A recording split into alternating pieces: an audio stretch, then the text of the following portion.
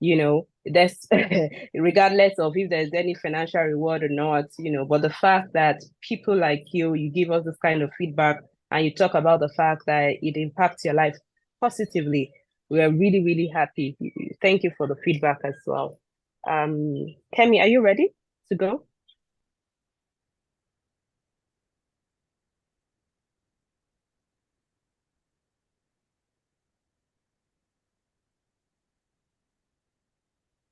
Kemi, are you Okay, ready to go? I think we can start now. All right, thank you for being patient so far. We have quite a good number and we're ready to start. So welcome again to the Techie Accountant Summit. Let me walk you through what we do at the Techie Accountant Academy in a few minutes.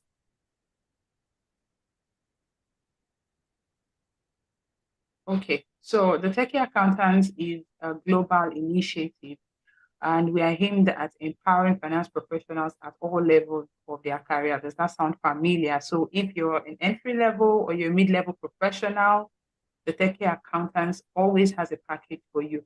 And we do this via practical learning, shared knowledge, and cutting-edge technology. We use various channels to pass across this, to achieve this goal of ours. And we do this via the academy. We have an academy whereby we train finance professionals to become the best version of themselves. We help them upskill and acquire skills that they need to attain the level they want in their career. We have a community that we are working on at the moment, building a community of accounting professionals for networking purposes and to help one another. And lastly, we use this event, that's the Techie Accountant Summit, as a platform for knowledge sharing.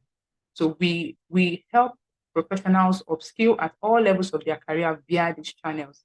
And our aim is to raise a new generation of premium and tech-savvy finance professionals to bridge the employability gap through bespoke tech training and to help graduates fit into the marketplace and also empower SMEs. So we have done this for 5 years. For those that don't know us, we've been here, we've been around for about 5 years now. We've had 10 cohorts of trainings and we've graduated over 600 finance professionals and trained over 2,000 people. So this is a summary of what we do at the Techie Accountant. And we have different arms, like I said, the academy, the summit, and the community. And you've met our founder, but I'm just going to introduce her briefly. Her name is Tony Olufon. She's an INSEAD alumni with over 8 years of expertise in financial reporting, taxation, and financial advisory. Her skills encompasses IFRS compliance financial statement preparation, Nigeria GAAP to IFRS conversions, and advising on new standard implementation. She's a tax expert and she excels in audit, tax review, planning, and various tax categories. She is a member of ACCA and ICANN. There is a mistake here because there is ACTI too, and she has trained over 3,000 professionals, offering valuable advice across various industries. As the principal consultant of Leafort Consulting, she has led the company to significant growth, 7 major international and indigenous organizations.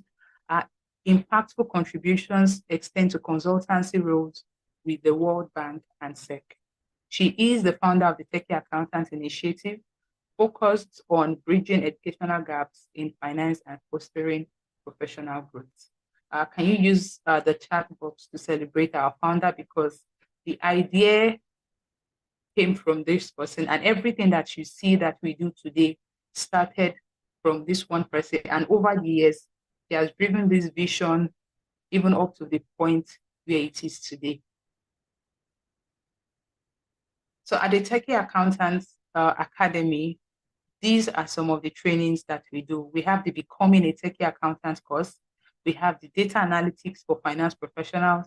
We teach on the business of tax consulting, payroll management, double entry for bookkeeping, and accounting software training. So these are some of our major courses, not all, but these are some of the programs that we run every year. So they are always on our calendar every year. But however, we offer bespoke training based on your organizational needs. We have corporate trainings for organization, which are tailored specifically to meet the needs of your company. These tailored sessions are designed to meet the specific needs of finance teams, associates, and executives based on individual requests. The goal of our corporate training is to provide a customized learning experience that aligns with the unique requirements and challenges faced by organization. If you look in the pictures, even though we don't have so many of them here, you can see that some of the organizations we've trained an oil and the management staff of an oil and gas organization. We've trained KPMG, amongst others. So we don't only do trainings in session, we also offer corporate training. So that's part of what we do at the Techie Accountants Academy. Today, aside from the summit, it also marks the closing ceremony for the 10th cohort of our Becoming a Techie Accountant course. We have trained professionals for the past 12 weeks. Yeah, 12 weeks. And they had their final class yesterday.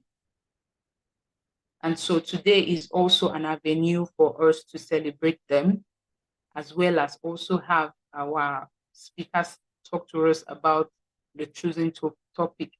And so we would also be giving room for some of these people to share their experiences with us so that you can also be part, you can also see what we do and see how you can be part of it. And in the course of this event today, we will be sharing some of our future plans with you and how you can come in, what to expect, especially for those that are just meeting with us for the very first time. So just stay to the end, interact as much as you can. And I assure you that you're found, as a finance professional, you found a community that you would really want to belong to. We will be sharing a lot of things as the events go by. Don't worry, we won't take too much of your time, but I want you to stick around till the end. We also have a networking session at the end where we get to exchange profiles and also connect with one another, especially for those that are within the same geographical location, so that you can know other people, but we'll explain more as we progress. I don't know at this point if our founder would like to say something before we, because I had introduced that earlier. I don't know if you'd like to say something before we move.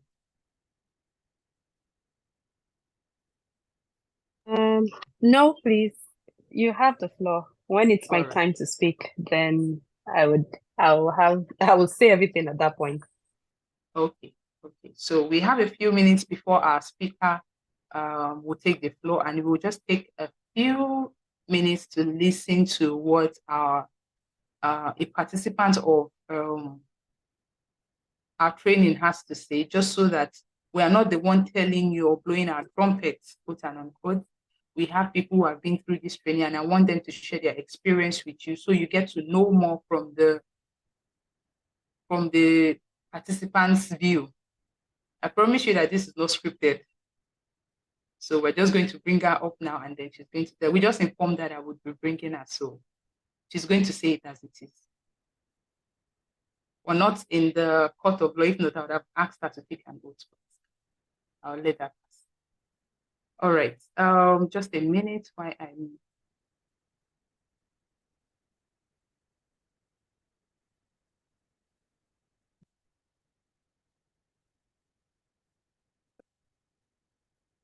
Hi, Sonia. Can you hear me?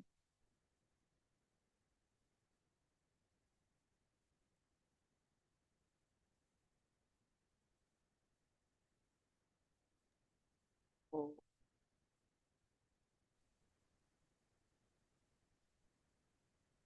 Sonia, can you hear me? If you can, just unmute yourself and turn on your video so we can see your face. Hello, Kemi. Good evening. Good evening. How are you doing? I'm fine, and you? Fine, thank you. So quickly, so we don't take too much time. I will just ask you about 2, 3 questions and then we keep it moving. The first one is, I would like you to give us, tell us or share with everybody what your experience has been like as a techie accountant, learning the becoming a, going through the becoming a techie accountant course.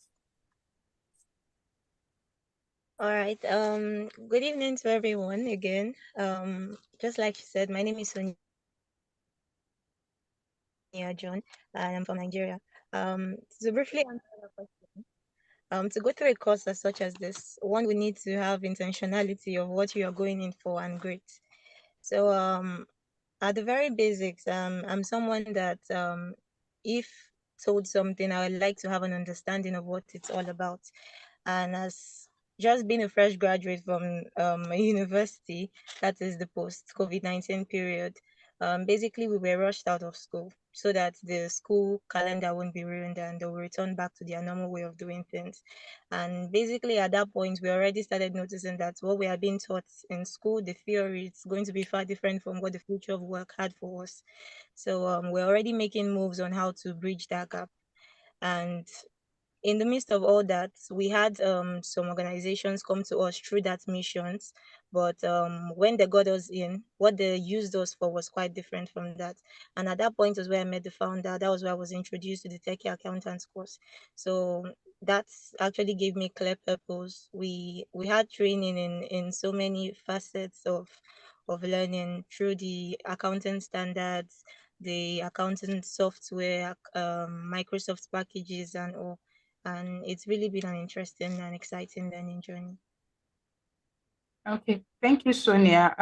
Can you share with us one particular knowledge you gained that stood out for you? Is it the Microsoft packages class, the software, the data analytics? Which one stood out for you the most? Or the mentoring sessions? Which one?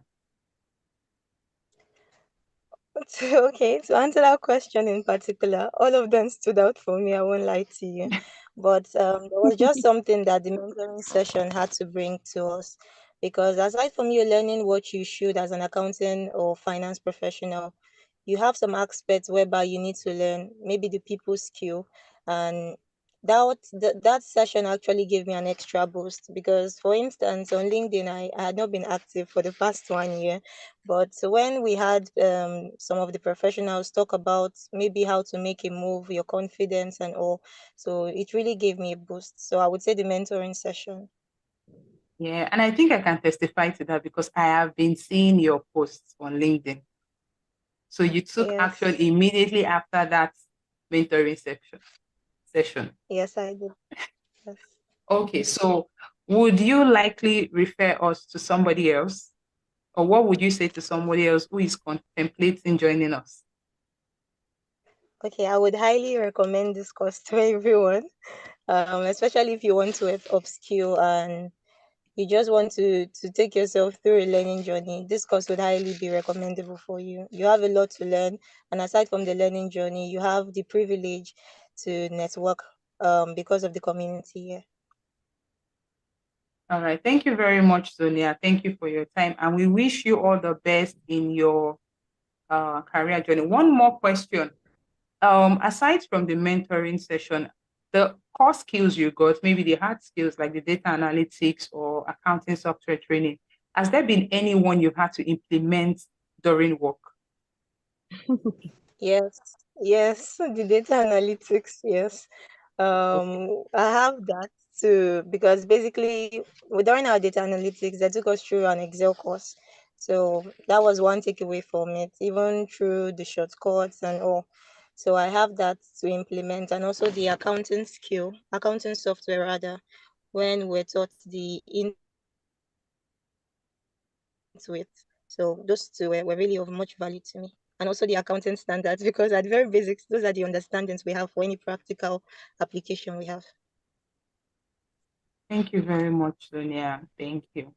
Thank you for Thank you. for giving us this feedback. You've heard from Sonia, and the becoming a techie accountant course is a very robust course. Aside from teaching on all the IAS and IFRS standards, We also offer mentoring sessions that cut across labor law, knowing, understanding work contracts. We teach on Microsoft packages, data analytics, using Excel, accounting software, amongst other things. So it's a very robust program that lasts about 12 weeks. And today is the closing ceremony for them. So thank you very much, Sonia. All the best in your journey. Our speaker is around, so we're about to get right into it. Yes, he's here, and we're about to get started. Okay, I thought the session is to commence by 4:35. Yeah, actually.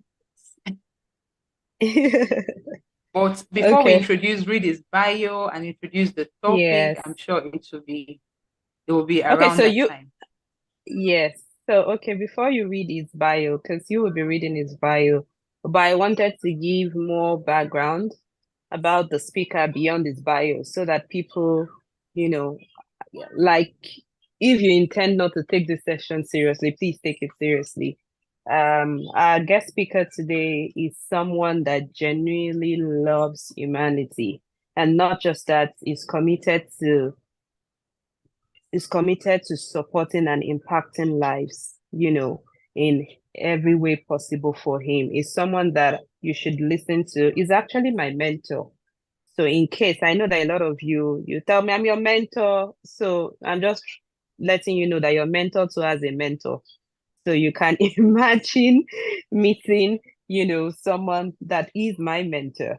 You should know that definitely he has a lot to share with us today. So I encourage every one of you to please listen, and beyond listening, um, make that resolve in your mind that everything you're going to learn today, you put it to use, because that's when you're going to see the value. That's when it's going to yield the desired results that you want in your life. So Kemi, you have the floor. Go ahead. All right. So our topic today is climbing the finance ladder from entry level to C-suite. Okay, so quickly before I progress, I would like you to use the chat box, and let's see, our speaker is here, and so sure it will be saying the chat box. Let us know what level you are in your career at the moment. Are you entry level, mid-level, executive? Let's know, so that we want to know the quality of the people that we have. Let's know the level of your career. Thank you. I can see the chat box. Wow, interesting. Thank you, Solomon. Thank you, Beatrice. Great.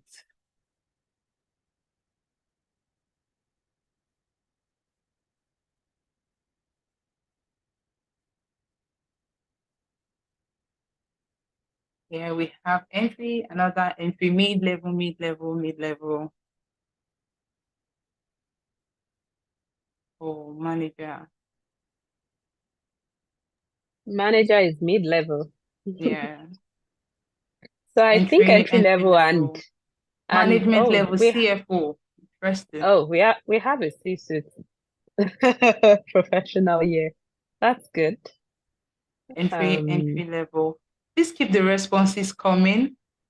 Yeah. We are about 80 people, over 75. So please, let's get more responses. Entry level. So, and I believe that regardless of the level that you are, there is something for you in this session. So our speaker is going to take us on a journey today. So just find your own. Let me put it that way. Just find where your own and take from it and apply it to where you are at the moment. So in the next few minutes, I would be reading the bio. Just keep your responses coming. I have my eyes on the chat box too. Oh, Dari is actually a student. That's good. We're happy to have you here, Dari. Our dedicated summit attendee. Okay, I'd like to say a warm welcome to Professor Walter Clement. Thank you, sir, for taking our time to be here with us. We really appreciate it. It means a lot to us as a community. We are really grateful, and thank you for the opportunity to also learn from the wealth of knowledge that you have. Professor Walter Clement serves as a teaching professor of finance for the Mendoza College of Business at the University of Notre Dame and has served as Associate Dean, Executive Education, and on various curriculum committees. Professor Walter has earned a number of teaching awards and teaches corporate finance valuation, financing the firm, working capital management, and entrepreneurial finance. He enjoys helping people develop to realize their aspiration and inventors get their ideas to market. Professor Walter keeps active professionally and has served as president of an industry marketing association and board director for BP Midstream Partners. Prior to teaching, he held executive positions with BP PLC, running businesses with $40 billion of revenue in Europe. He served as CEO and chairman of Aral AG in Germany and managing director for firms in Germany, Spain, Luxembourg, and Austria. He led BP's global retail strategy and new brand development, numerous renewable energy initiatives, and served as board treasurer and chairman for 2 international college prep schools. He received his BS in accounting at Indiana University's Kelley School of Business and MBA in finance at University of Chicago's Booth School of Business. Please join me and welcome Professor Walter Clement.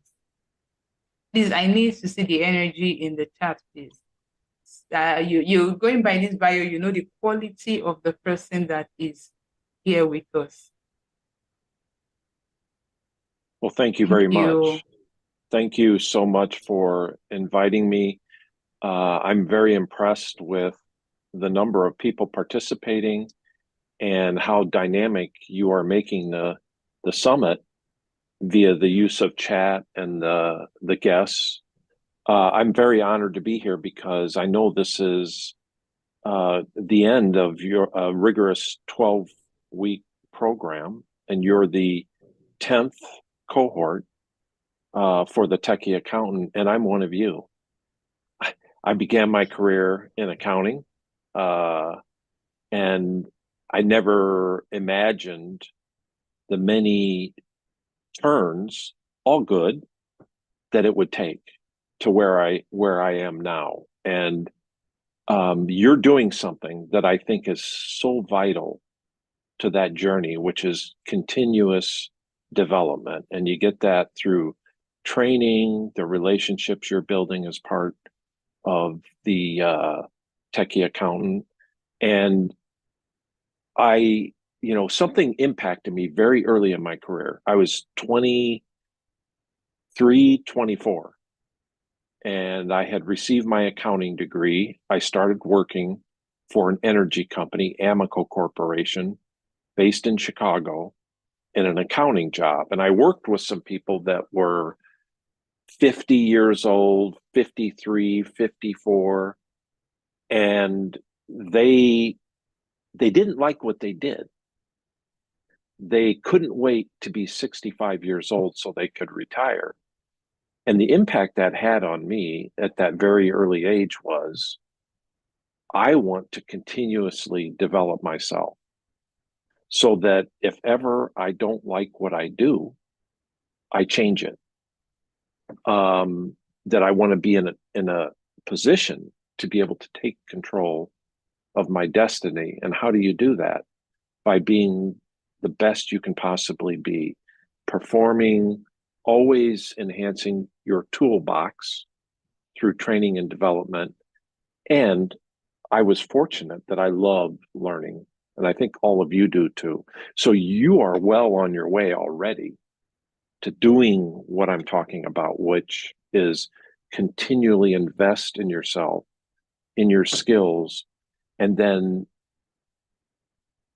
how your career will progress and the opportunities that might come your way will be unimaginable to you today.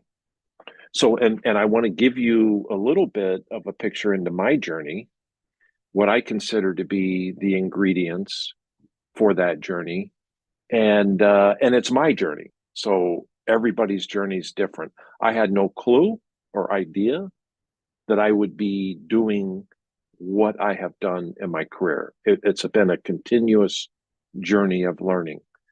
I would like to share a screen, but before I do that, does anybody know what is on my banner in the background? Do you know what that is? Are the panelists allowed to speak? Sure. Oh no, I wouldn't. I'll just allow them. Oh, I'll read the responses for you. A tree. Deborah is saying it's a tree. yes. It has a very symbolic meaning. It's called the tree of life. Thompson, yeah.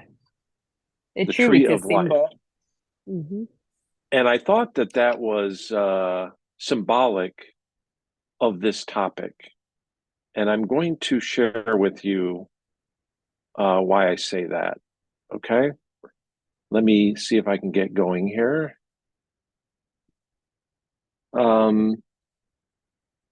So if you were to Google the tree of life, it has a number of meanings. The strongest ones are religious, biblical. The tree of life appears in the Bible quite a bit. And in general, it's perceived to be a connection to afterlife, ancestral roots, and divinity. Okay. And a definition that you'll also find that means a little bit more to me is it resembles family, ancestors, ancestry, and deities, things that shape who you are. And I think it can also symbolize life's journey and a career journey. Okay. And I'll come back to that. When you think about your journey so far, what are the ingredients? Well, what makes us who we are? Because I think that shapes a lot the direction that you want your career to take, what you bring into the career, and how you enhance it over time. Some of it's shaped by genetic capabilities. For example, through my mother is quantitative business. Through my dad's side of the family, they didn't know what business was, if I'm being polite. They had no clue. But my mother injected into myself and my 6 brothers and sisters this quantitative capability and the love of math and numbers. And ultimately, for me, that was accounting and finance. Okay. So those kind of things are genetic, how your brain, what the capability and the leanings in your brain.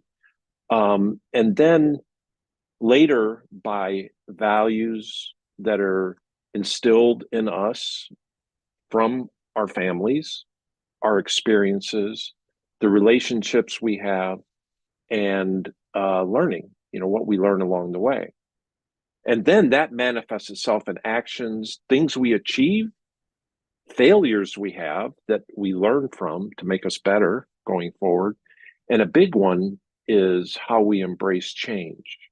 I heard the speaker before me talk about the impact of COVID on the workplace. Well, how do we embrace change? Are we afraid of it, or do we embrace it and try to make it into a positive? And then also our quest for knowledge, which is huge for me, and I know it is for you because you're participating in this summit on a Sunday afternoon. Okay. And injected along the way are our express preferences and comfort zones. There's a lot of tools that help us understand what we like doing and what we don't like doing.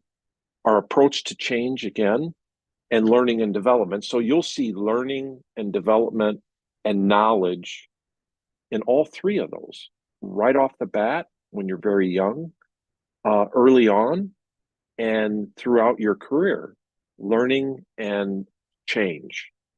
Little bit about me and my journey. I love brands. They're very emotive. They're emotive for customers, for employees, for society. and they give opportunities for competitive advantage. I know it sounds like I'm talking about everything except finance and accounting, but it has a huge role, and it has a huge role for me. So I'm going to give you an example of where I've ended up having started out in the accounting and finance arena. Okay. So my schooling, as the introduction said, is I went to undergraduate school at IU, Indiana University. I got my master's at University of Chicago, and I currently teach at Notre Dame. Those are my three academic brands. And then my professional brands, I started with Amoco, an energy company. Then Amoco and BP merged, talking about change. Center of my universe changed from Chicago to London with that merger. Okay. But for me, it presented me with unbelievable experiences working and living internationally. And my last role with BP before I left, BP had acquired the #1 German energy company, Aral, and I was sent to Germany on a people mission to help integrate that new company into the BP family. So those are my professional brands. And talking about financial skills as enablers, I'm just going to give you an example of innovation. The things you see on the screen in my last job, I was responsible for leading. I had teams of people that made it happen. But guess what's at the core of that innovation and bringing those ideas to products and implementing them and satisfying customers and making money? It's the financial skills. You know, my financial skills have developed to the point where in each of these, I knew if it was a good thing to do or not from a financial perspective, like that. I can't say the same thing for my colleagues, but I knew because I'm very comfortable with the numbers. That allowed me to turn my attention to the things that really matter, that really make a difference between success and failure, such as, is it consistent with my strategy? Will it work the same in Germany as it did in Chicago and London? What kind of capabilities do I need to make it happen? How do I acquire those capabilities, develop them, nurture them? And those are in the form of people. How do I make sure I understand what people want, my employees want? What are their aspirations? How can I develop them? How can I motivate them? And then as a leader, I can sit back and just watch them go. And it's magical what they can do. But my ability to step back and let my people go depends on my understanding of the business, of the numbers. And so I would like to say that even though I was not doing finance for most of my career, it was a critical enabler for me. And what you see there is a new premium fuel that performed better and was better for the environment. We introduced a new sandwich line. We called it Super Snacks. We had franchisees that allowed us to provide a consistent offer. You know, I know you have McDonald's wherever you are, but a Big Mac should taste the same as a Big Mac everywhere. Well, Super Snacks should be the same throughout whatever market that they're in, and that allowed us to promote and advertise. And the biggest one that I'm very proud of is coffee to go, because consumer research said they didn't want it. But since I had lived in different markets around the world, I knew that it would work. And we had the opportunity to be first. Plus, from a financial perspective, the profit margin on that cup of coffee right there is about 80%, because it's mostly water. The most expensive thing in that cup of coffee is the cup. So I knew if customers would buy it, it would work. And it did. We were selling 200,000 cups a week at the beginning of May throughout the country. That's not that many. It's like 5 cups per location. And by the end of May, within 30 days, we were selling 500,000. So it's hugely successful. And the bottom one there is a smart loyalty program. So my background is I'm a teaching professor of finance. I served as an associate dean overseeing executive education for 3 years. And this is a second career for me after spending 27 years in energy, which included fuels, renewables, retail, fast food, and supply chain. My first 9 years, though, were in financial roles. I had 2 different accounting jobs and probably 3 or 4 financial planning and analysis, which is kind of a bridge between accounting and finance, and 1 role in high finance in the treasurer's department. Then I moved into the operating end of the business. They were trying to upgrade the operating aspects of the business with financial skills. So there was a movement to try to get people like me to want to go into operations and stay there. There's a tremendous number of roles that require finance in the operating aspect of the business, such as pricing, business development, customer research, all kinds of roles that are a lot of fun. Business asset management. And so I started in marketing, fell in love with it, and stayed there the rest of my career. 12 of those 18 years that I was in marketing, I was in the executive role, the C-suite, overseeing and running businesses in different geographies. 12 of those 18 years were international: Beijing, Brussels, London, Madrid, and Dusseldorf.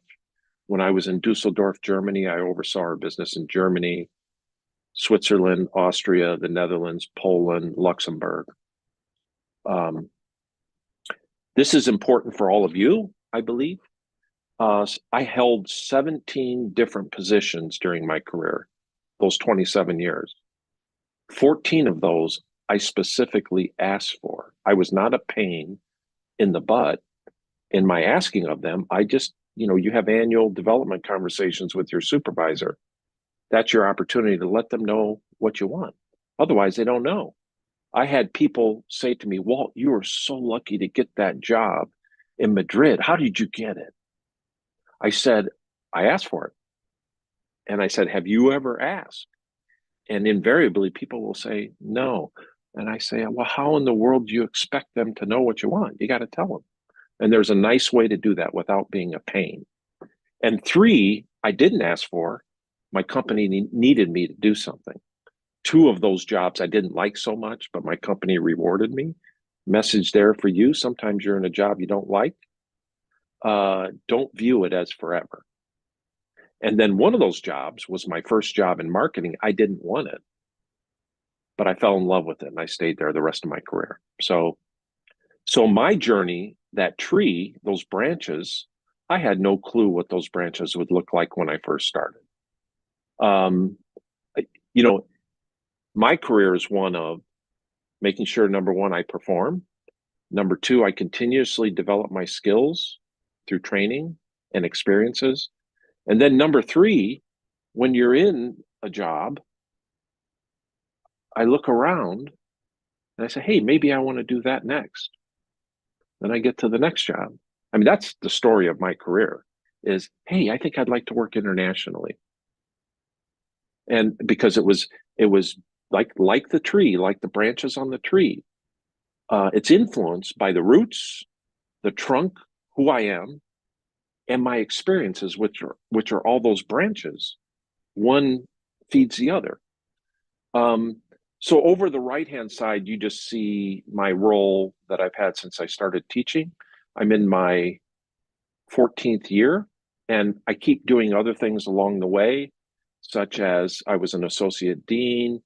I was a president of a marketing association. I sat on a publicly traded board. I do a lot of consulting, helping people get their ideas to market. I just do it for free. I'm not interested in keeping track of my time. That's one thing I don't like about consulting, keeping track of your time.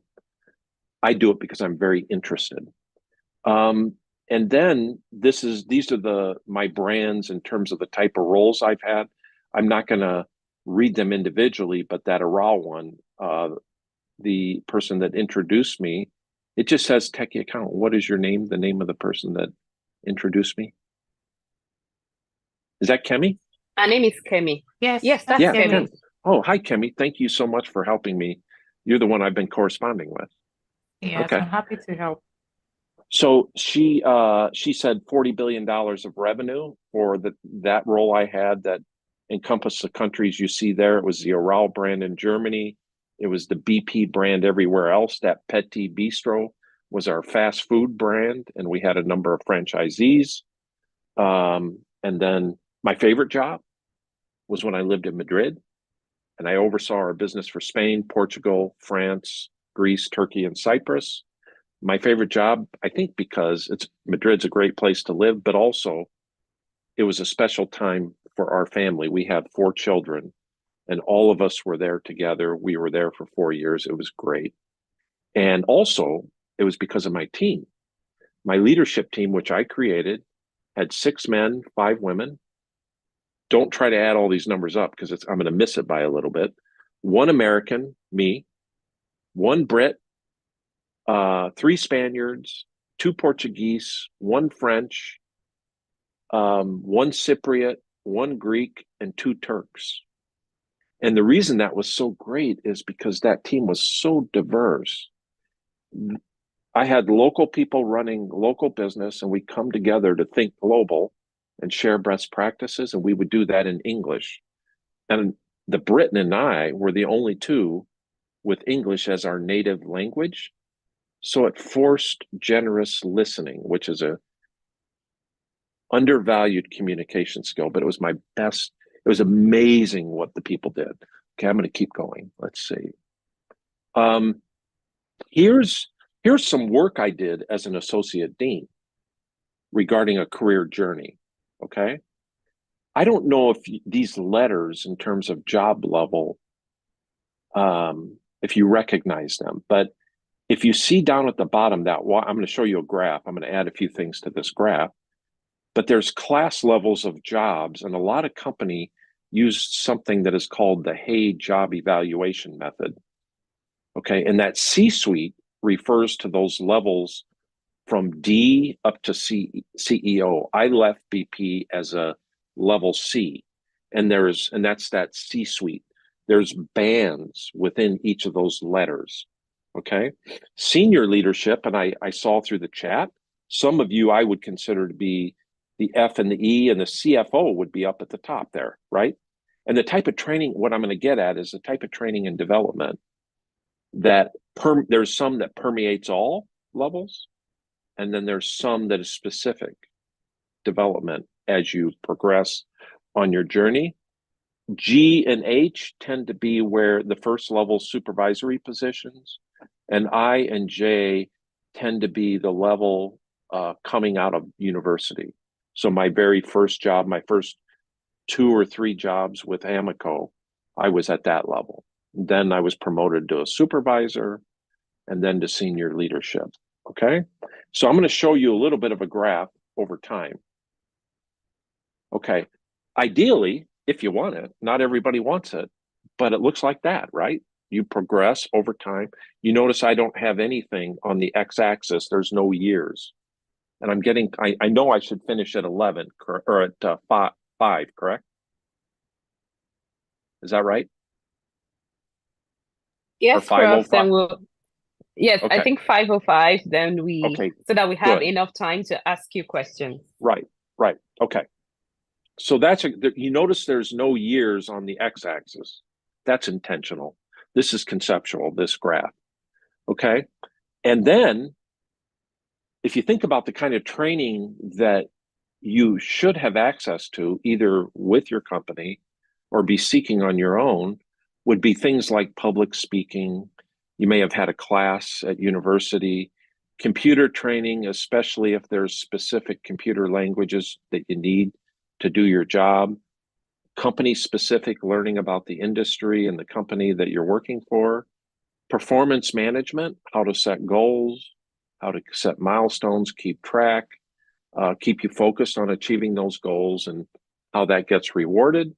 You know, these are courses and programs that I went through as an employee. Business writing, which is very different than if you majored in English. I learned that the hard way. That was a class I took after work. I was a great writer. I like to use long sentences and big words and build to my point. You don't do that in business. You state the answer up front, then say why, and state the answer again at the end. So I took a class to teach me that.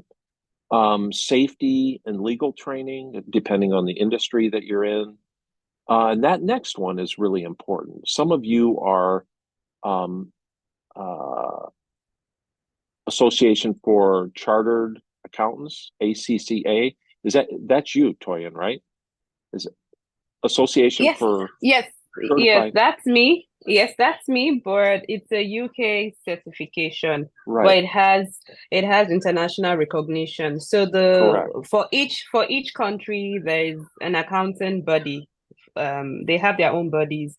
In Nigeria, we have ICANN, and that is Okay. Institute of Chartered Accountants in Nigeria. Yes. Okay.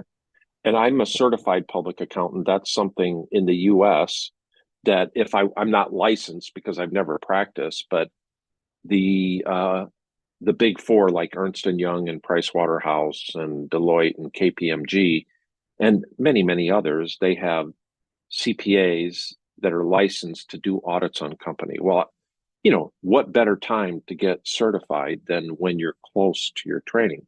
As soon as I finished my undergraduate education in accounting, I prepared for and took the CPA exam and passed it. Finance has something similar here called the Certified Financial Analyst.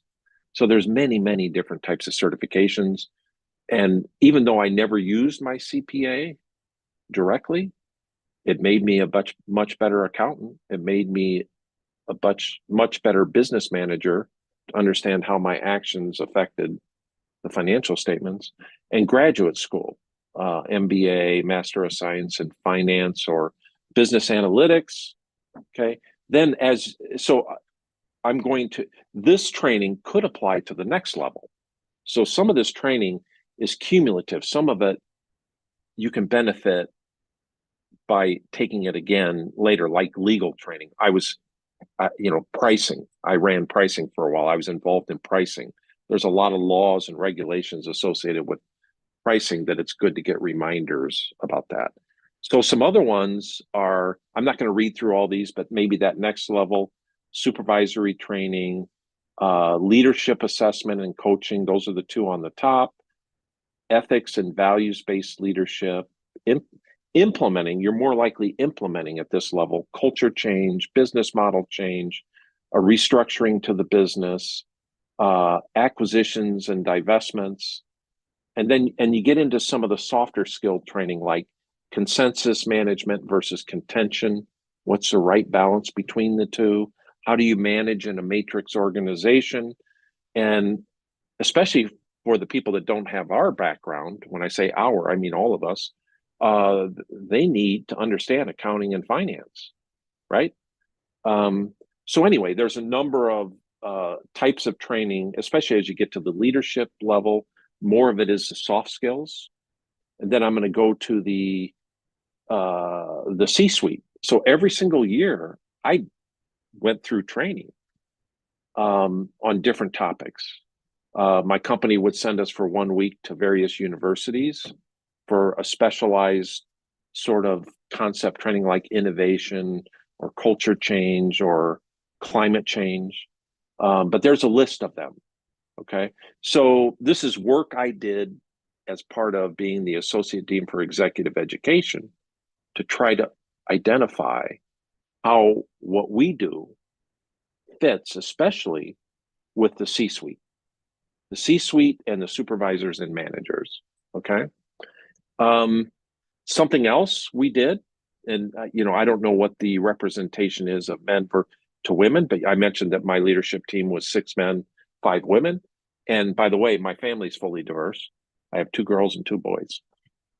But here's a picture of what happens in the workplace that I think kind of resonates globally, that the percentage of men and women that enter the workforce is pretty much 50-50, 50%, 50%.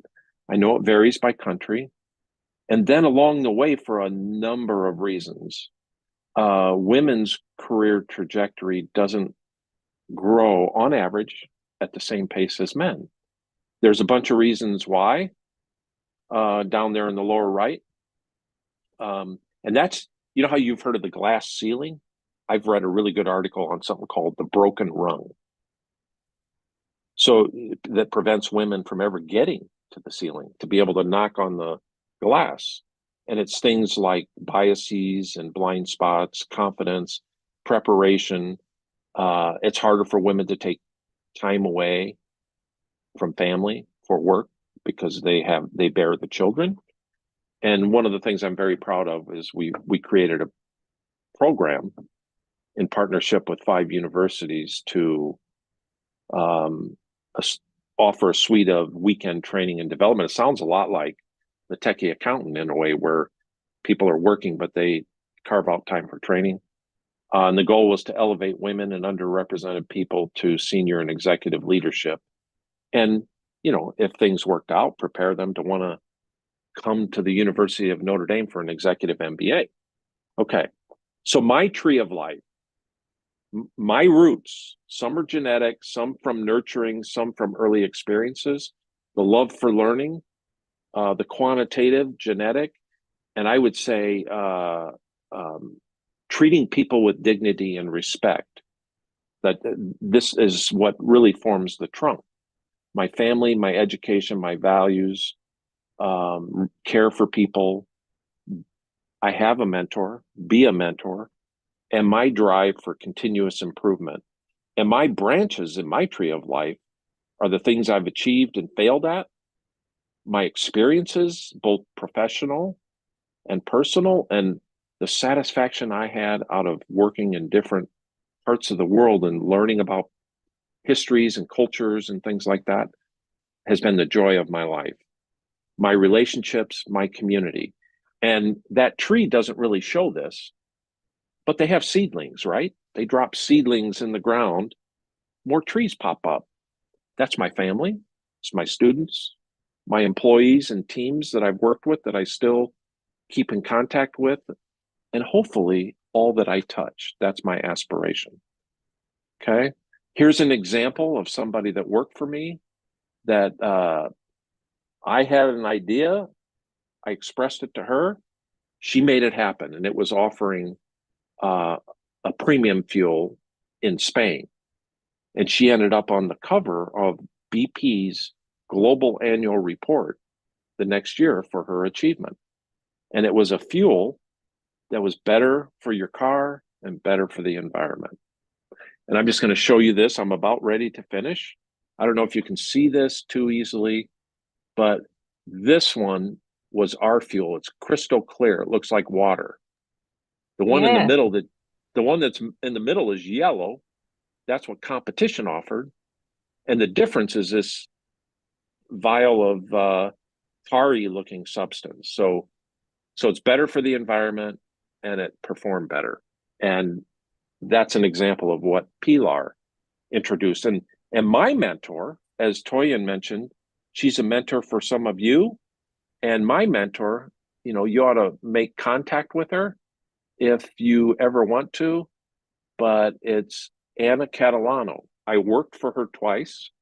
She's Chinese American. Her parents were studying in the US and decided to settle here. They were from China. And she was born and raised in the US. She's 2 months younger than me. And I worked for her twice. And every time I'm about to make a big decision, I consult with Anna. I've known her for 30 years. That's my mentor, Anna Catalano, and she does blogs called the Shades of Leadership. Okay, in closing, let's see. Here's some more of my seedlings. Family is most important to me. This was when the big guy in the middle was married. few years ago, and that's my family. Okay. Thank you for inviting me and participating in the summit. It's an honor for me. Now, I think any questions, or I'll stop sharing. Okay. Oh, yes. We definitely have questions. Thank you so much, Professor, for that very concise and impactful presentation. The tree of life. At least, I think that's the summary of everything you said to us. You use the analogy of the tree of life. And for me, that's something I'm not going to forget. I'm sure they have a lot of questions, but while I'm waiting for them to type in their questions, I think I have some questions to ask you as well. Okay.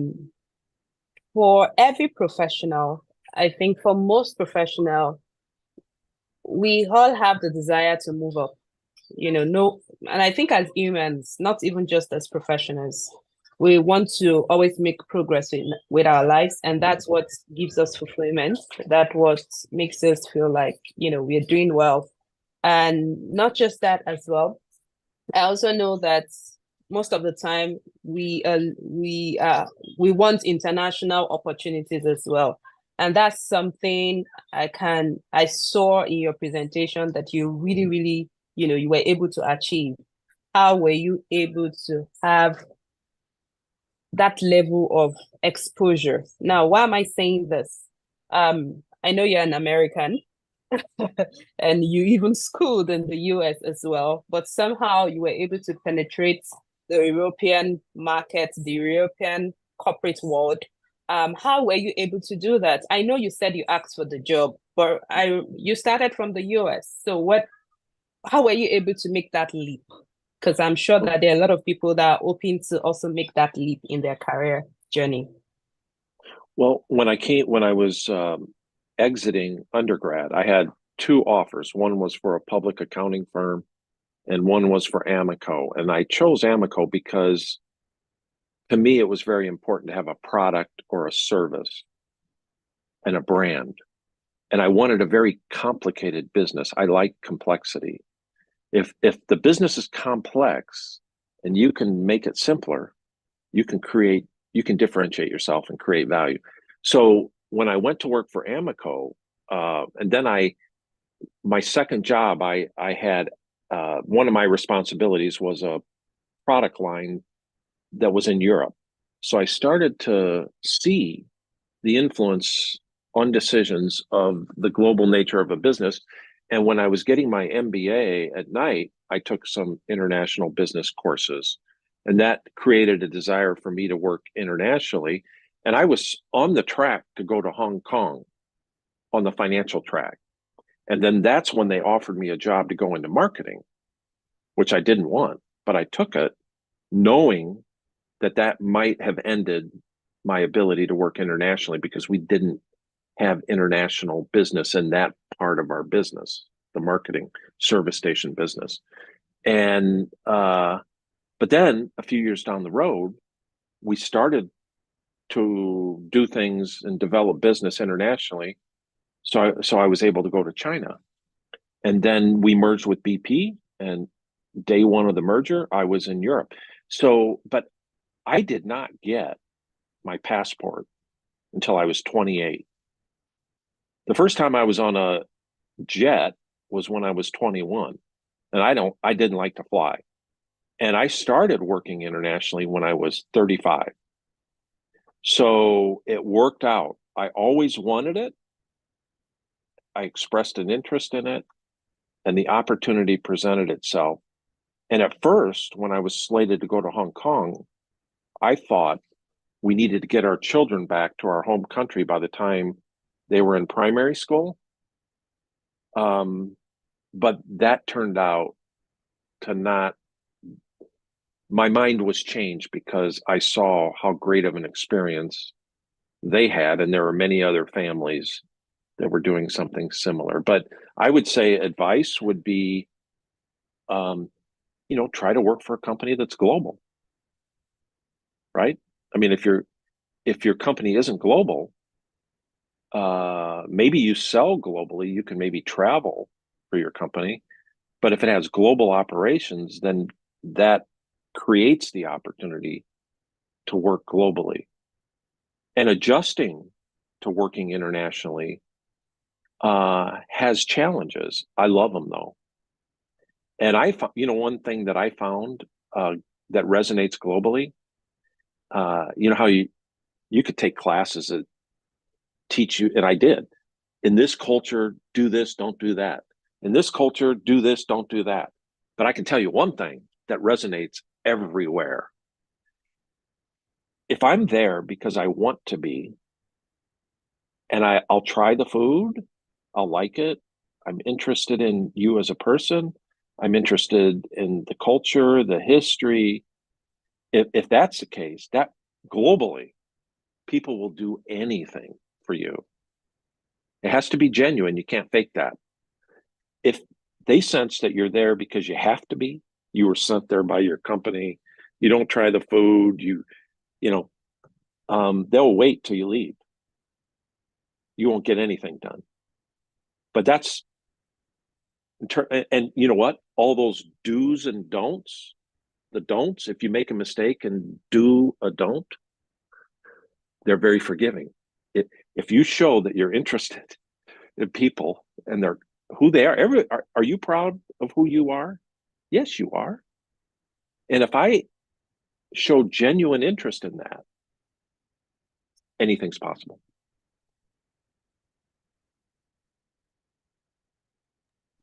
Thank you. I think we have some questions here. Let me take their questions. Okay, this is from an anonymous attendee. My question is, with your work taking you around the world, how did you manage this with having a family?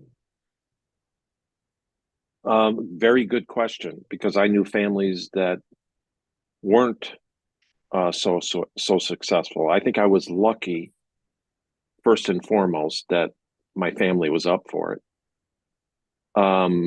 First thing we do is find the school, then our church, our school, then a place to live, our church. And we tried to not force our kids to embrace language. They did it on their own. And, trying to offer a blend to our family of the things that keep them, that are part of their roots of that tree, right? While experiencing things that become the future branches. That, so providing a balance of, okay, if you want to play basketball, you'd be playing basketball if we're in the US. Let's play basketball in Germany, which means on the weekends we can't go traveling around and sightseeing as much because you've got games. But so providing a blend of reminding them of who they are, embracing where they are, and living life and performing. And my kids have thrived. They're multilingual. They're very global. If you met them, you'd say these kids are different. But the youngest is 30 now, so I can't really say. But when they were younger, they can talk to anybody. Yeah. All right. And we have another question here. Anu Luwapo. Okay, Anu is asking this question. So I'm currently a chartered accountant in Nigeria. So how do I progress from there into tech aspects and climb up the ladder? Thank you. How do I progress from where I am now to climbing the ladder? A couple things. I don't know what the person currently does professionally, but continue to develop yourself like you're doing. Have a resume that's updated. Test it in I used to tell my team, hey, I want you to have an updated resume. I want you to know your value on the market. And if I'm good enough, I'll keep you. If I'm good enough, I'll earn the right to keep you. If either that isn't true or you just really want to do something different, I'll help you do it. But it all starts with continually improving yourself and be connected in with the marketplace so you know what your options are. And I know that depending on the economy Yeah. and where you are in your career, sometimes those opportunities are many and sometimes they're not. And that changes over time. Okay. The next question is from Sonia. Sonia is asking, at entry levels, there's a perception that your opinion is not necessarily needed, since there is not much qualification or experience to back up. Please, how does one go about overcoming this? Well, so first of all, if that's true and your organization could improve a little bit, because sometimes the best ideas come from people that are not steeped in the company, people that see things from a different perspective. So in an ideal world, your company, some things you're going to say are nonsense because you don't have the experience, but you're going to say things that are very, very meaningful. My company had forums of people at the very entry level so that the CEO would know what they're thinking. And every now and then they come up with a brilliant idea that became a major strategy for the company. So, but for you as an individual, don't be afraid to express your ideas. There's no such, just like in school, there's no such thing as a stupid question. Work on how you present your idea. If you've got a boss that always says, that won't work, that won't work. Well, one thing I was pretty good at, probably to my disadvantage, I was really good at making people think it was their idea. You know what I mean? So there's ways to manage depending on who your boss is and your team. How do you, if they're contrarians, that won't work. Well, figure out a style to get your idea presented. Sometimes even if you make them think it's their idea. I like your response. And I just wanted to add to that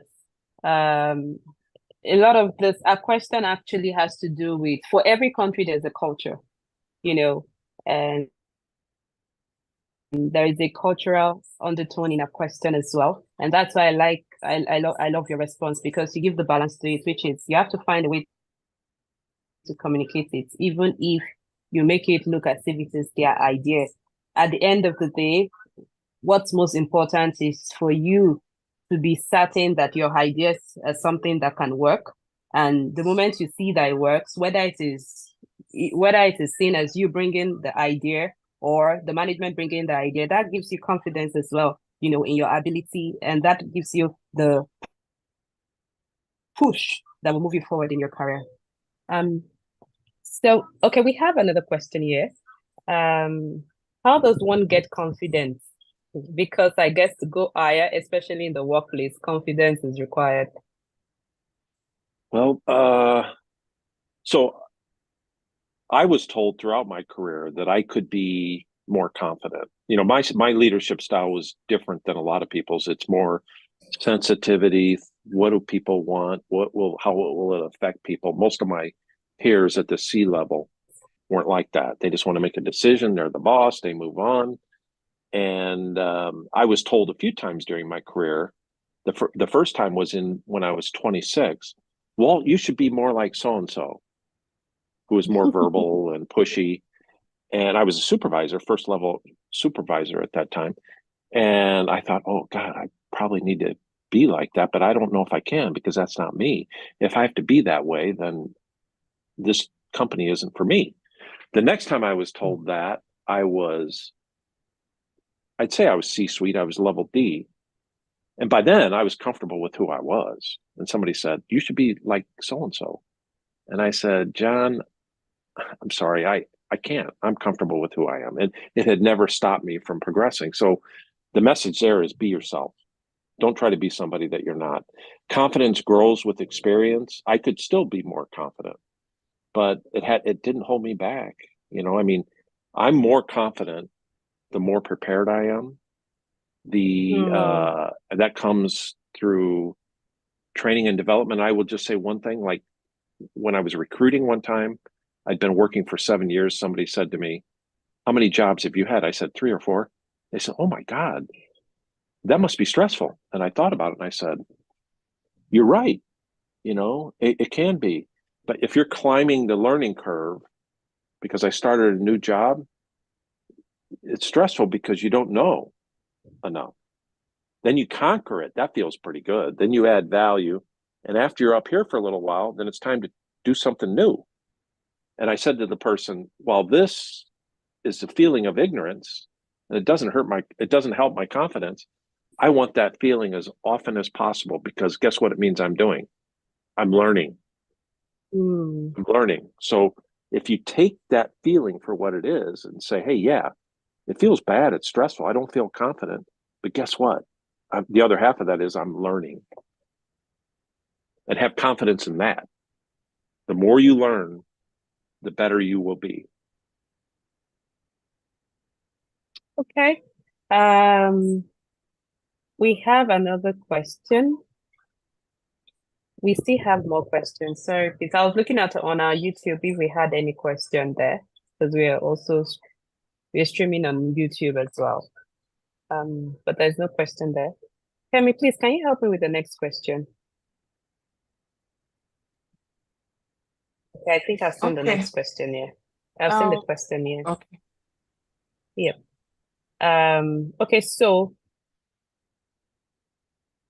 Okay, so someone is asking, hello, Prof, how did you ask for the various capacity you held in your career? Well, that I don't know. When I first joined, I was in the corporate office, and there was a measured progression, and I just knew that after year 1, you go from being level 7 to level 8, and then so there was this stated progression. Then I thought my next job would be in Hong Kong in finance for the chemical business. I got asked to go to marketing, and I was 30 at that time. And it was a very life-changing experience for me, because I went into a new business. I moved from Chicago to Kansas City, loved it there. All of a sudden, that measured progression became less important to me. I stopped worrying about that.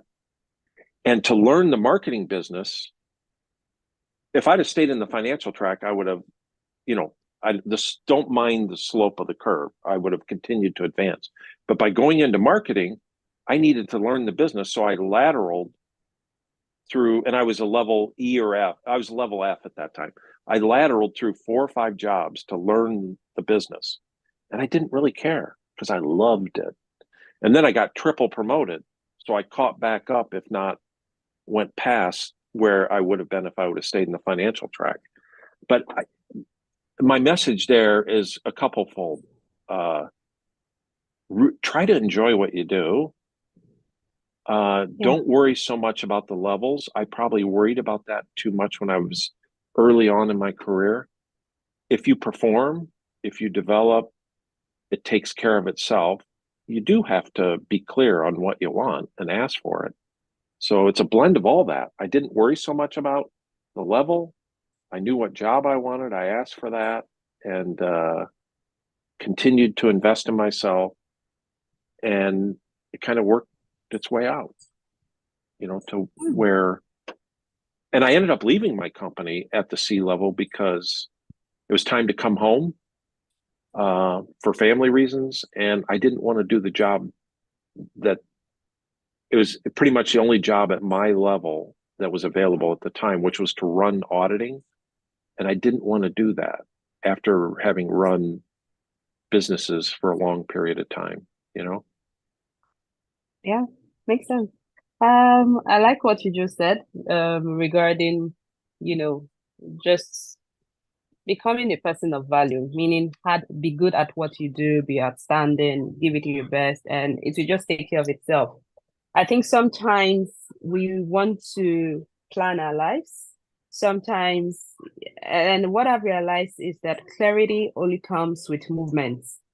So the next phase of your life, you will gain clarity when you are on the path as you make progress.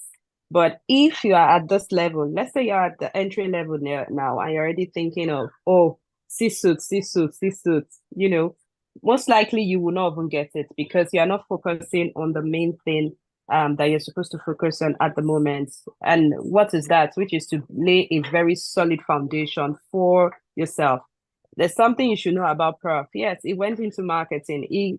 There are a lot of marketers that never attained the kind of success that he has attained in his career. So I'm saying this for people not to think that, oh, okay, if I want to become a C-suite or a CEO, I need to go and join the marketing team. No, why I think he succeeded is because he had a finance background and he had earned his he had built a skill. He had became exceptional when it comes to finance, in a way that he understood the dynamics of the different aspects of the business and how it impacts the finance. And that's why when he took up this marketing role, he was able to, to be successful at it. And that accumulated to the career growth that he had. So I think it's important that I put that in perspective. Yeah, that people pay attention to that. Yeah. And the time in Yes. between entry level and leadership or whatever, it can be a fun ride. You don't want to fast track through that. And the other thing I would say is, so I left my company to pursue my lifelong dream, something I felt like I was meant to do starting in my mid-20s, which is teach. My father was a teacher. And so I left my company, not only because I didn't want that job, but then I said, hey, I want to muster up the courage to change, to do this thing that I always wanted to do, which is teach. And that's what I've been doing. I'm in my 14th year of doing that. So the journey can be a lot of fun, Don't try to map it, have an idea where you want to go, but be open as you go down a branch of that tree. You're going to see parts of the sky you didn't see before, and be open to that shaping what you want to do next.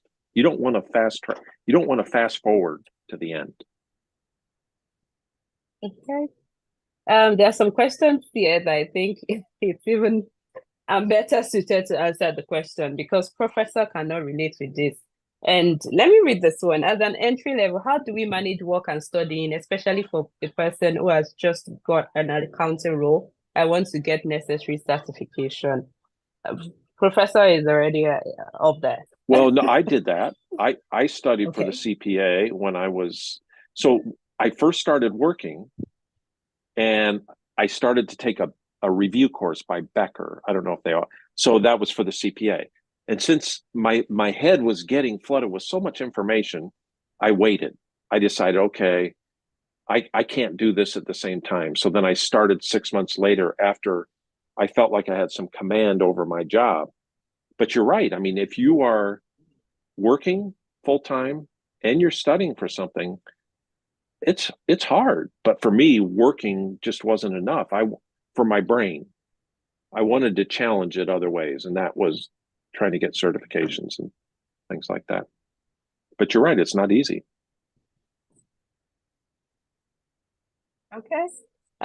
From our YouTube channel, we have a comment here by Yemisi Isidi. She's saying that she found overcoming that by working with an organization with small teams, this way everyone is hands-on, listening to and involved in every process. I think she said that in relation to your team in Madrid, which you said was the best team you ever worked with, and they were quite effective as well. And it's interesting to know that even before diversity became a popular will I say drive in the corporate world, you had implemented that and you had seen the value that it brings to an organization. So I loved when you mentioned it, because a lot of people still think that the diversity of a thing is more of a we'll say corporate charade, but to hear you speak about the impact it had on the organizations that you led, just spoke about the power as well of diversity, and that how we all should be will I say we should be intentional about it as well. Can we please ask the next question?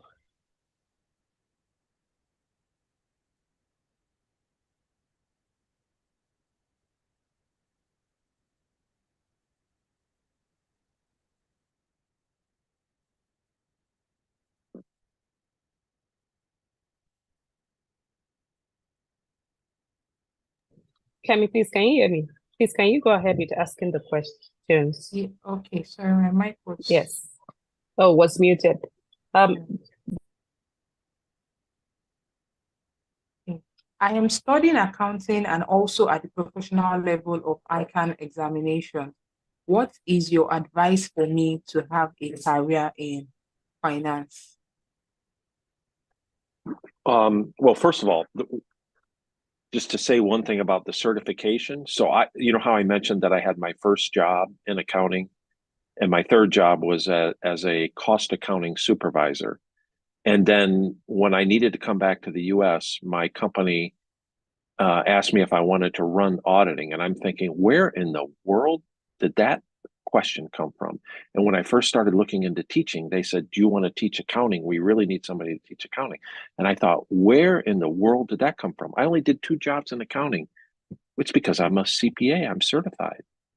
You know, so they see that on my resume. So the power of that in terms of the windows and doors it keeps open for your whole career is incredible. So if you're studying accounting and you want to get certified, and the easiest time to get certified is early on. It's more difficult to come back to it later. So I think that can provide all kinds of valuable additions to things you can do in the future. And then, every business has, they set goals, they monitor progress, and they reward their people. And it's usually connected in some way to the financial statements. So whether you're talking about the controller's department, the treasurer's department, or the operating businesses of a company, your skills are needed throughout the company. I didn't know that when I first started. I worked in the controller's department, the accounting department. I had no clue what kind of demand there was for what I had to offer till I got into the role and I kind of looked around to see what's possible. And that would be a piece of advice, is whoever you're working for or you go to work for, perform, develop yourself, and look around. You'll be able to see pretty clearly what drives the company. And if you work in an area that's really important to the company, that area is more likely to result in those higher level positions. Thank you, Prof. There is a question in the chat. How can one integrate accounting and finance with technology without delving too deeply into technical details while maintaining focus? So how can you integrate accounting and finance with technology without delving deep into technical details and maintaining focus? Okay, so the technical details are probably more like analytics and AI and things like that you're referring to. FinTech, you hear a lot about that.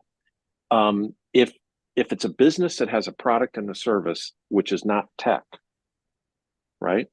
The technology skills that you need are primarily Excel and or some sort of spreadsheet software, as well as maybe statistics. You might, if you're doing consumer research, you might need to run some regressions. But I would say and if you're working in public accounting, you probably need to run some samples as part of your audit, right?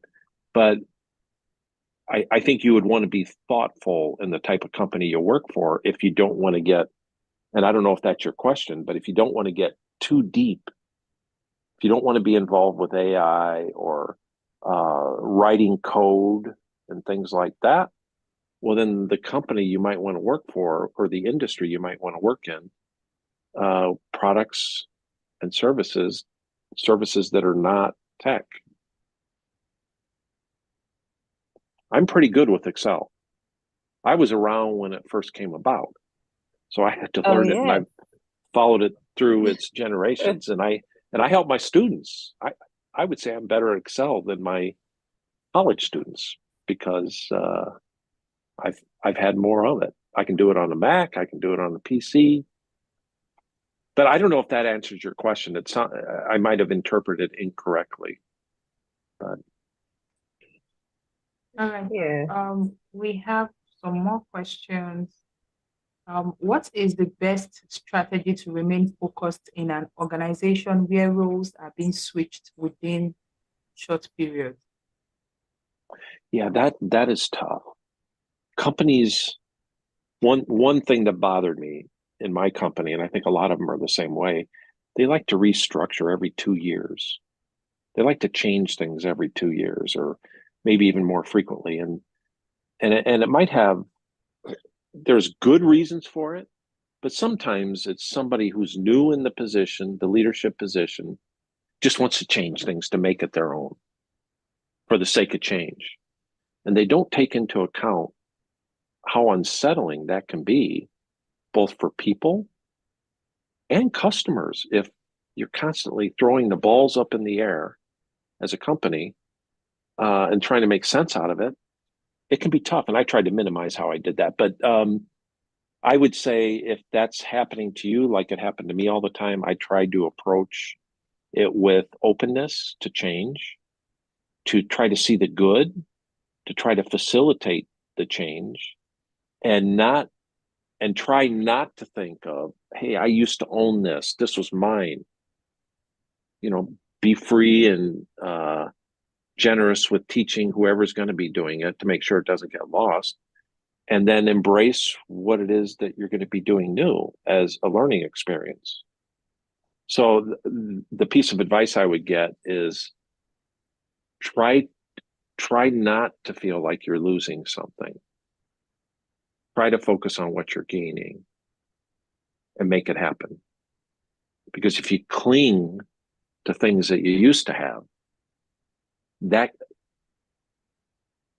like in your personal life, it can end up in depression, right? I mean, if you cling to things that are no longer there because you like them, but they're gone, you got to figure out how to move on. And in business, sometimes people are territorial. Try not to be that person. Easier said than done. But focus on the new, focus on the positives. But I hear you, I understand. I don't like change for the hell of it. You know what I mean? For change's sake. It should have a purpose, and people should be clear to people, and their role in it should be clear. Then and only then can the organization move on in the best possible way. We still have a couple of questions. This one says, would you advise one to go straight into academics, becoming a lecturer, that is becoming a lecturer, or to gain practical knowledge in a corporate environment before going into academics, just like you did? Well, it depends on, I'm a teaching professor. I am not a research professor. I'm fortunate to work for a university that has both.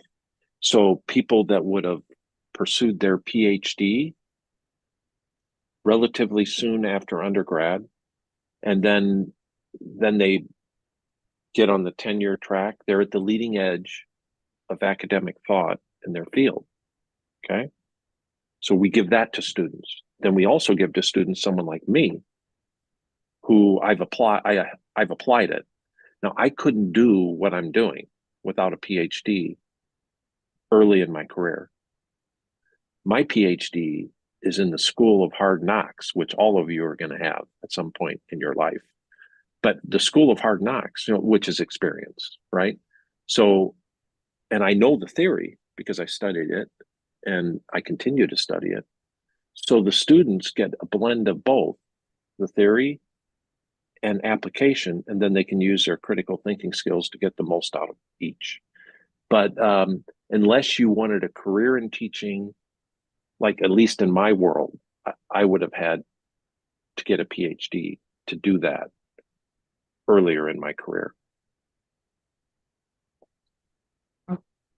Thank you. Someone in the chat is asking, can you advise someone who specialized, or can you advise someone to specialize in auditing or finance for career growth and development? Yes. I like to say, when I was coming out, I had the choice of auditing or working for a company. I knew that I wanted a complex business. I wanted a product that I could be like the parent, like this one. I'm kind of like the godfather of this product in Europe. I didn't implement it. Pilar Sanchez did, that was on the cover of our annual report, and other people like her in different countries. But I feel like I'm a parent or a godfather. But if you don't know what kind of industry you want, if you want industry, auditing or financial services is a really good way to start, because 100% of your development when you're in those roles is transferable. Like by me choosing an energy company right off the bat, some of my development is industry specific, it's company specific. It's not as transferable. But for me, that was okay because I knew what I wanted, right? So what that question expresses is, if you want to leave as many options open as possible, and you're not driven a certain way like I was, auditing and financial services is perfect to begin. You'll get exposure to business through your clients, right? Okay. We have another Kemi, question. just one more question. Our time is fast spent. Yes, just one more question. Okay. We can't take more again. Yeah. Okay. What are the pros and cons of an MBA over an MSc, International Accounting and Finance, or a graduate school choice in relation? Well, so MSA versus MBA. What about both? No. So now, when I majored in accounting, you did not need as many hours of college credit and accounting as you do now. And that's what you need now as a result of some of the financial scandals like Enron and, the collapse of Arthur Andersen. And that resulted in Sarbanes-Oxley and the international financial reporting standards, that they up the game, they up the qualifications you need. I would say both. Like I said, the MSA will allow you to get your ACCA, maybe, if that's the case. But why not? When you're 40, if you're working in a business, you're not going to go back and get your ACCA. You're more likely to get your MBA, right? Mm-hmm. I think they're both great. I think they serve different purposes, and I've got both. Earlier in your career, that MSA is better. You'll benefit more from the MBA if you've got some experience. That's true. On this note, please, guys, we won't be able to entertain more questions.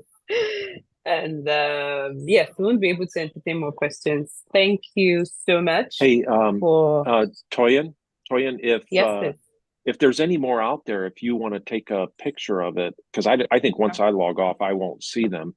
If you send them to me, I'll write a short answer and give it back to you, and you can post it if you want. Oh, but I'll leave that up to you. Thank you very much. Okay. Yes, that's okay. We could send it to every one of them via email after the summit. Yes, we'll be sharing these recordings with them as well, so we could do that. So we'll just take a screenshot. John, I hope you can hear this. Please take screenshots of the questions that we were unable to attend to, and we'll share it with Professor. Guys, what are we going to say to Professor at this point? Thank you so much, Professor, for taking out time to do this. I know it's in the early hours of the morning at your end. Thank you for sharing with us your wealth of knowledge. Thank you for sharing on INDED. Thank you for being vulnerable as well. I've learned a lot, and I believe that everyone on this call or in this summit at the moment have learned a lot as well. This is just the beginning of many things to come. I'm saying it openly now. Yes, this is the beginning of many things to come. And we appreciate you so much. Thank you very much, Professor Kemi. Well, thank you, Toyin. And Well, thank you guys. And I'm very honored, and I admire what all your participants are doing. It reminds me of me at some time. I wish I was in your position again, because be ready for an enjoyable journey. Thank you you very much, bro. Everybody in the chat box sends their regards and their appreciation. Thank you very much, sir. We're grateful. Okay, well, thank you for your help, Kemi, and getting me connected in. All right. Okay. Should I leave? Yes. No, you can stay with us. Okay. Okay. You can, if you want to stay, please, you can stay with us and enjoy the rest. But we are almost done as well. Yes, we are almost done. Kemi, what do we have next? We're supposed to end by 6, so let's make it fast. Yeah. Okay. So what's the next thing on our agenda? Yeah. So the next thing is to discuss what to expect from the techie accountants in 2024. Where are the drums? Are they rolling? Yeah. Okay. Okay, so I think that's your session. It's my session. Yeah. Oh, okay. I didn't get the memo. All right, guys. Thank you very much. So what should we expect from the techie accountants in 2024? A lot of things, a lot of great things that we have in plan. And we've already we've started implementing as well. And we just thought to share with you so that in whatever capacity you would like to be involved, please let us know. And we'll also tell you the different ways you can be part of it. It could be you could volunteer. You could be a connector, in terms of the different resources we would need in whatever capacity, guys. We would love you to be part of this. So in 2024, we are planning to have a summit. I said the summit, please. A conference, rather. Now a physical conference.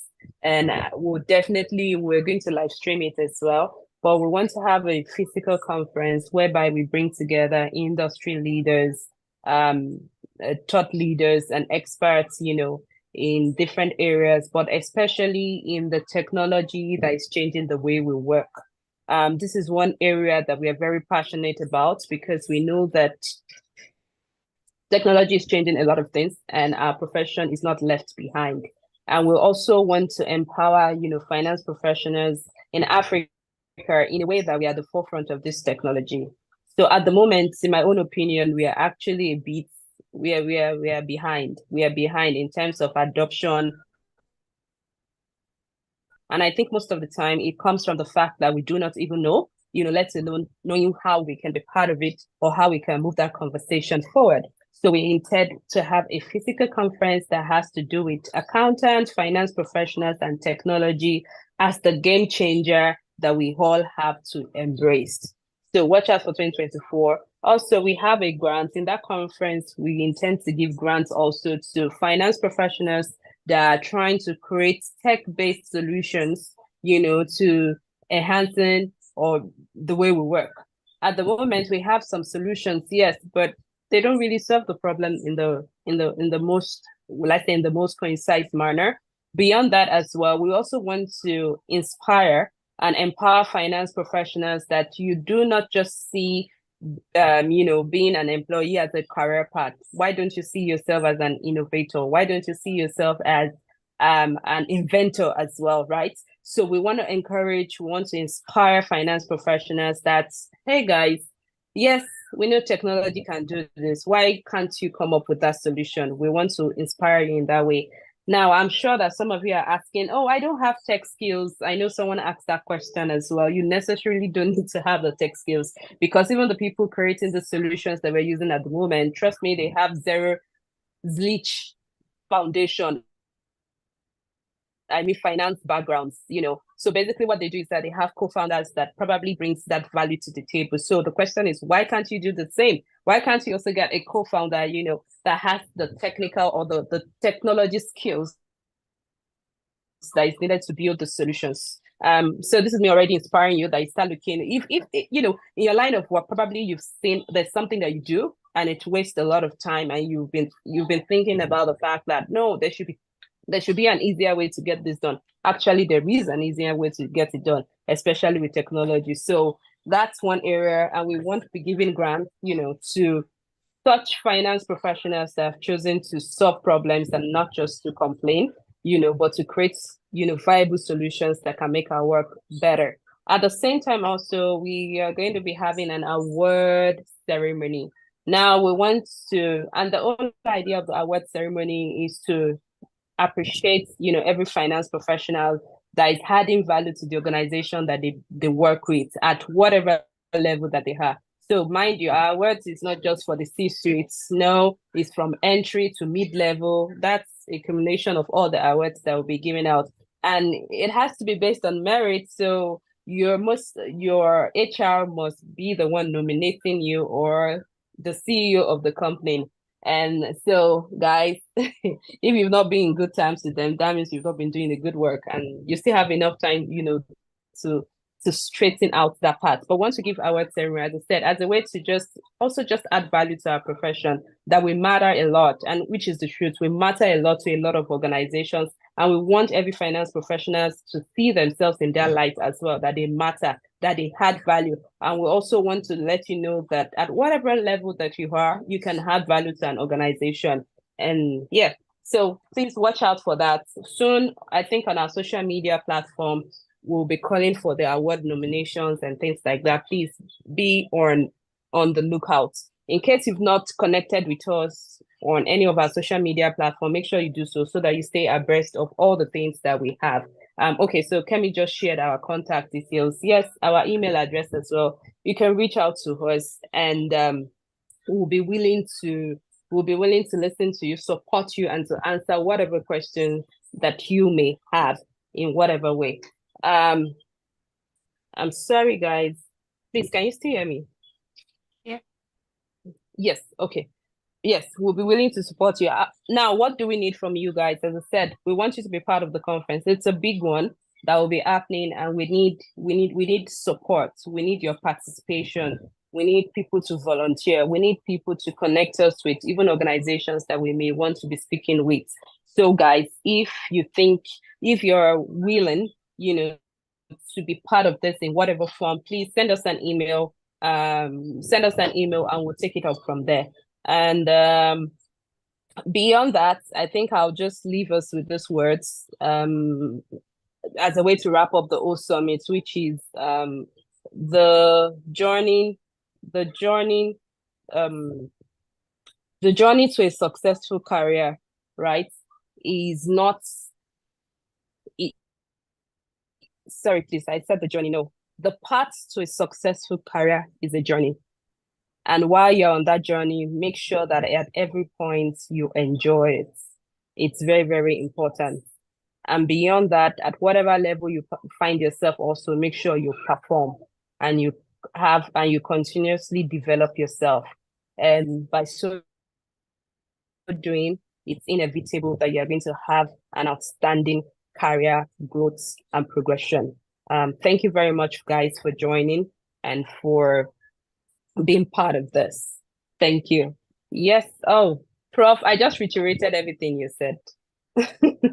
Okay, Kemi, I hand over the floor to you. Okay, thank you very much, everyone, for joining and staying to the very end. We're grateful, and thank you for interacting as much as you did. As we have said, you can reach us on any of these platforms. You can reach us on Instagram, on Facebook, on Twitter, on LinkedIn. Most of you connected with us via these platforms. So you can just send us a DM if you would like to participate in whatever form. Would you like to volunteer, especially for those that stay in Lagos at our conference next year? You can send us an email. If you would like your organization to partner with us or sponsor us in any form or shape, I think you should also send us an email, and we will take the discussion up from there. So in any way you'd like to support us, because it's a big conference and we need all the help that we can get, please reach out to us. We'll be glad to hear from you. And at this point, we would suggest that it's time to network. So you can use the chat box to meet any person that you would like to meet. This is just a brief summary of how you can do that. You can introduce yourself again. I know we did that at the beginning. You can introduce yourself and state what you're looking for. Oh, I'm looking for professionals in Kenya. This is the link to my LinkedIn profile. Let's connect via LinkedIn. So you can do that briefly and share a link to your LinkedIn profile via the chat box and state what you're looking for so that the people that align with what you're looking for can connect with you. I hope that is clear. I have a survey that we're trying to do ahead of the conference next year.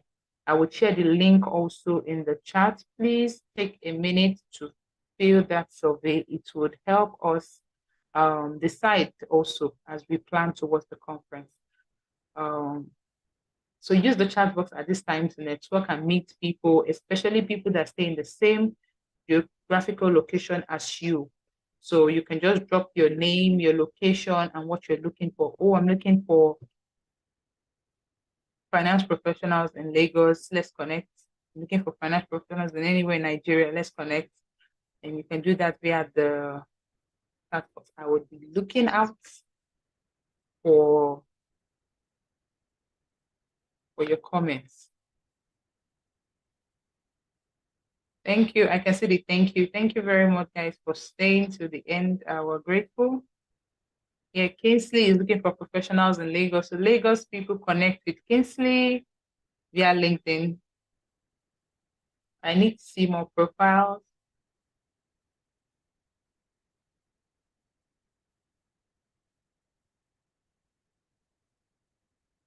Okay, somebody's asking for the next cohort. The next cohort will be early next year. Can you just send us an email and we will keep you posted? I will drop the email in the chat box. And then we keep you posted when it's time. Anolo, I hope you got that. Or you can send us a DM via any of our platforms easily and we'll reach out to you. Okay. So Carl is we would like to connect with someone. Okay, I just read it. So guys, please go through the chat box and meet other people.